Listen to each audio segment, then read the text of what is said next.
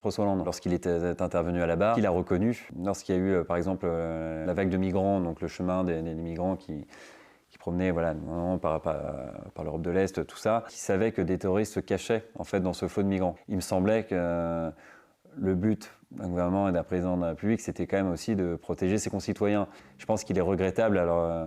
voilà, qu'on n'ait pas plus mis les projecteurs là-dessus. Comment ne pas comprendre la colère de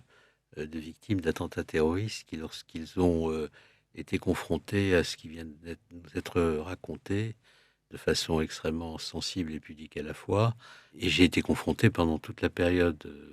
des attentats terroristes à ces questionnements et à ces interrogations, je les ai toujours considérées comme légitimes. Nous étions face à un phénomène nouveau, cette forme de terrorisme ne s'était jamais exprimée en France. Lorsque je suis arrivé à Beauvau, la loi sur le renseignement était une loi qui datait de 1991, c'est-à-dire d'une époque où il n'y avait ni téléphone portable,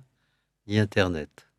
Et nous avions en face de nous des terroristes qui communiquaient par des moyens cryptés pour préparer leurs attentats.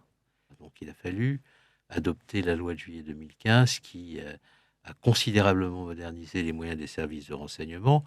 et qui a permis, par cette modernisation des moyens, depuis, d'éviter beaucoup d'attentats. Mais une loi comme celle-ci,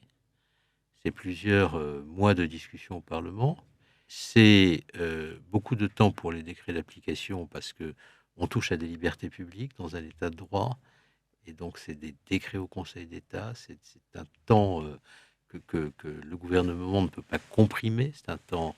qui effectivement peut être considéré comme un obstacle, mais qui en même temps nous protège. Et donc tout ce temps du rehaussement à un niveau de menace que nous n'avions pas connu, et à une nature de terrorisme auquel nous n'avions jamais été confrontés, a pu bien entendu susciter beaucoup d'interrogations. Mais les gouvernements, quels qu'ils soient, et quels qu'ils aient été depuis le début de cette crise terroriste,